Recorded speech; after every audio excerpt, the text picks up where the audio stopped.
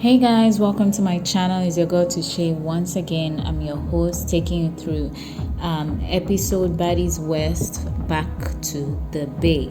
Yeah, if this is something you're very much interested in, please go ahead to smash the subscribe button as I give you recaps as well as my opinions on certain events that took place on this episode.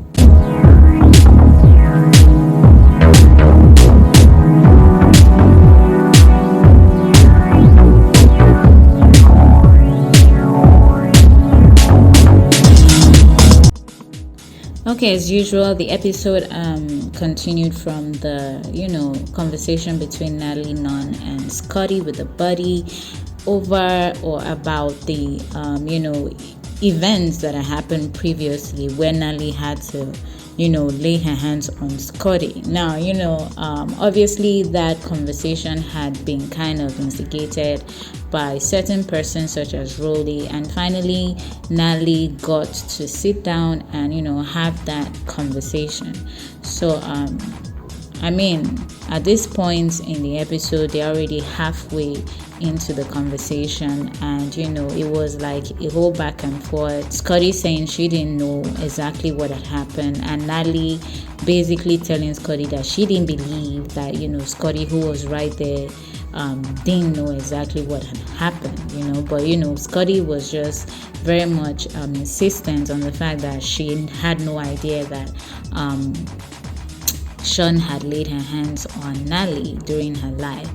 Now, Natalie finally decided to be the bigger person, and basically before she even decided to be the bigger person, she had concerns about Scotty not paying attention to her feelings. It did seem like the other girls as well as Scotty was not interested in what she was feeling as at the time, right? And Scotty had to make her understand that that was exactly why she had come outside to check up on her. At the end of the day, Natalie decided to be the bigger person, as I mentioned earlier, by letting Scotty know that her laying her hands was not the right thing to do, and she didn't intend to do such to Scotty, that it was just in the heat of the moment.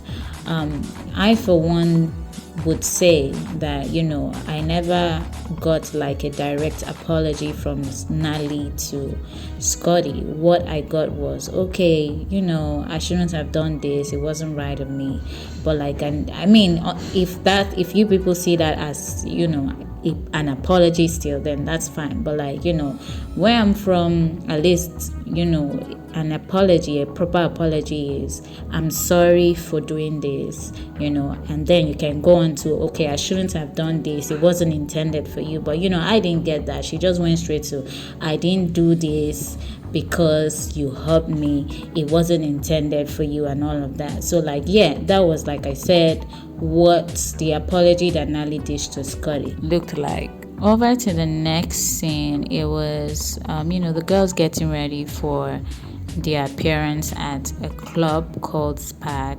But before that, Natalie kind of asked the girls to sit down for a little chit chat. First of all, Natalie kind of showed the girls how much they had made previously at Club Elevate, but unfortunately let them know that they were not splitting the money as at that point in time, and then went on to let the girls know of Sean's dismissal from the team. Obviously, a lot of girls had opinions about Sean leaving the group.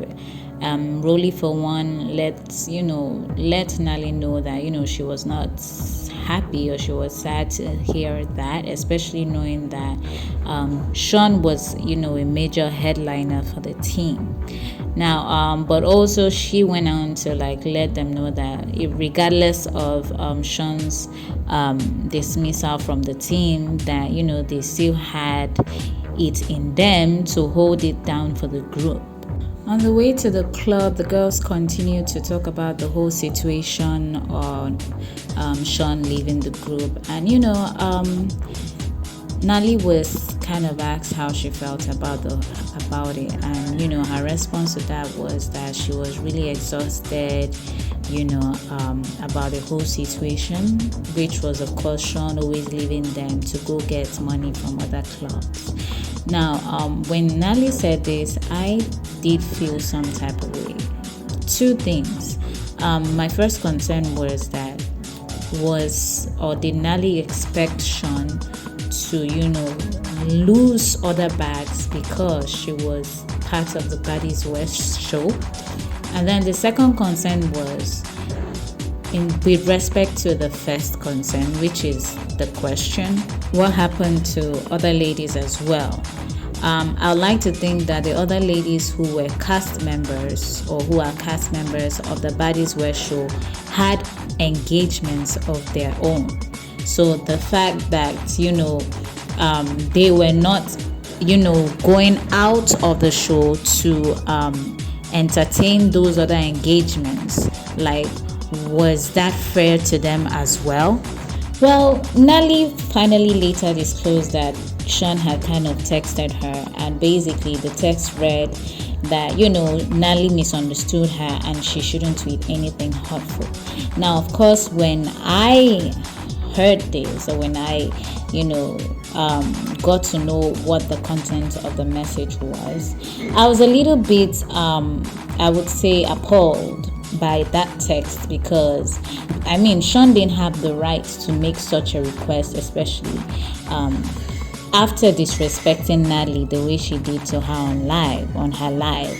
But let me know what you think in the comment section about this. At the end of the day, the girls kind of gave their different each opinions on how they felt about Sean's dismissal, and really kind of concluded the whole conversation, basically saying that the girls all knew that this had been happening for the longest. That is, Sean leaving them halfway every single time they stepped out. But never for once did they complain, because they knew that, Sean was helping them at the end of the day get to the bag, right? And then she basically ended it saying that, at the end of the day, you can't blame Sean for how she is. And to be honest, I feel some type of way. I feel like, if people kept, giving Sean the room to act the way she acts, only because, of the fear of either being hit or, run up on by Sean, then she would never change. She would continue doing these things, thinking that it's okay, and, thinking that it's fine, because at the same time, nobody is saying anything to her, and, nobody would say anything to her because they probably scared to do so. So I, for one, did not support that last statement Rolly made. And, I, for one, also think that at the end of the day, in as much as Sean was a headliner to the team and a very great addition to the team, especially based on the fan base that she had, it didn't give her, or it didn't mean that she should, act, like she is the only person on the show. After all, these are people who also, like I mentioned, have engagements as well as Rock. Yes, you might want to say Rock might have more engagements compared to the others, but at the end of the day, it just boils down to respecting each other and respecting, the fact that, you're not the only person on the show. So briefly on Club Spark, out of all the clubs that the Baddies have been to or have made appearances to, it was actually the rowdiest and the most ghetto, in the sense that it was overpacked, it was rowdy, and people were getting smashed, and even the Baddies sign that had been put up was even torn at some point. It was really, really bad that even at some point there was even a fight broke loose in the club. Transgender, gay, straight men, and even women, it was really, really rowdy. At some point, Tommy had to step in to ask them to tone down and allow them perform, because what they were doing was kind of indirectly jeopardizing their back, right? So it took a whole lot of trying to ask them or getting the crowd to, mellow down before the girls finally performed. Okay, so the girls are finally ending the Baddies West tour at San Francisco, and on their way there, they're basically just talking about their concerns. A lot of girls had concerns, and the major concern was about, how the big people were going to welcome them. Rolly, for one, was like, she was a little bit skeptical about, how these girls or how the big people were going to welcome them, especially after knowing how the Baddies West auditions went. And also, Stunner had some same concern, but basically what she said or what she added to that was that she understood how the big people felt, because it was a Baddies West show, but there were only 3 West ladies.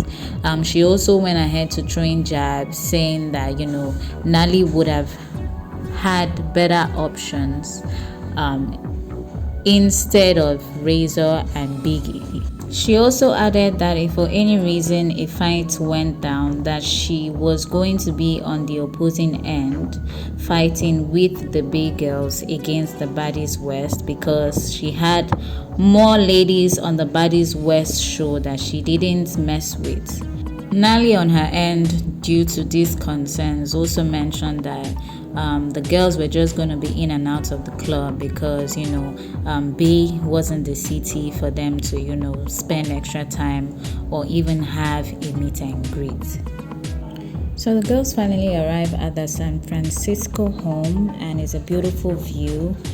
Their home is actually directly in front of the Golden Gate Bridge, and the view is actually very amazing. Everyone is, very excited about the view and the position of the house. Everyone aside from Tommy. Tommy was, just very much on her phone and not interested. Even when Natalie had kind of like been planning out what the girls could do for fun prior to the club outing, Tommy didn't make any form of contribution, and she didn't seem like she was interested in hanging out with the rest of the girls.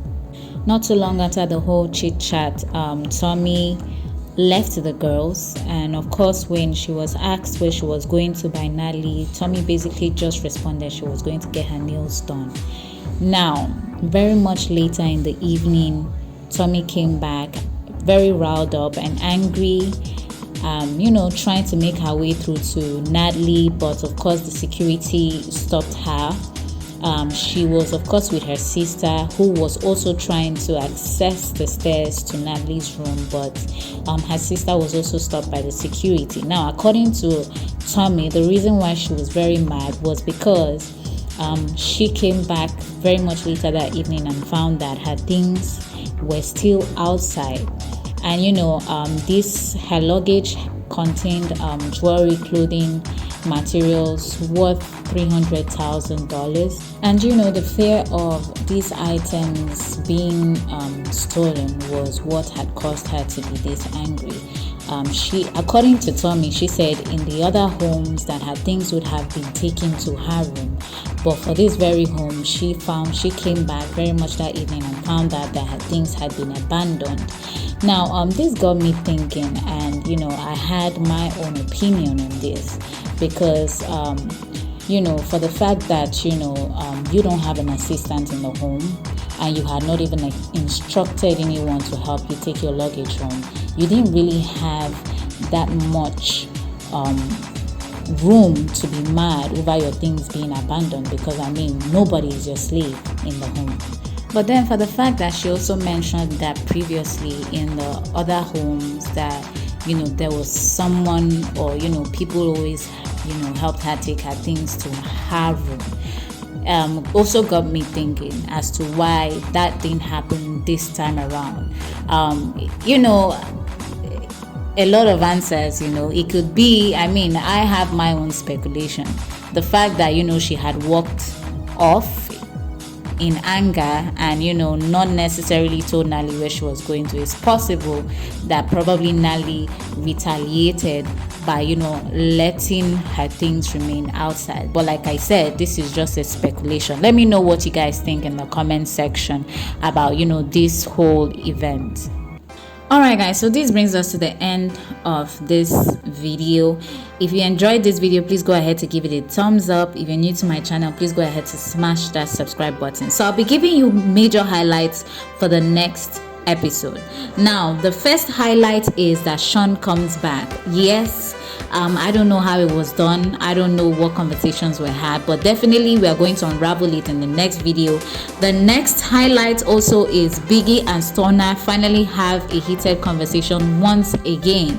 Yes, another highlight for the next episode is at the point where Sean is about to perform in the club, someone in the crowd throws a shoe at Sean. Yes, this is one episode I'm very much eager to see exactly what happens, the events that led up onto that moment and how it was tackled. Another highlight, which is the last highlight of the episode, is Tommy and Stunna finally fighting again. Now, if you recall, when they were at the restaurants for their supper, Stunna made it clear that she wanted to go in on another round with Biggie and Tommy. And that didn't happen because obviously that was too cute an event to act ratchet. So they had to postpone. So yes, it finally happened in the next episode. If this is something you are very much eager to get a scoop on, please go ahead, like I mentioned earlier, to smash the subscribe button if you're new to my channel. Turn on your notification button so that when next I drop the next video, you are going to be amongst the first persons to know. Until then, see you.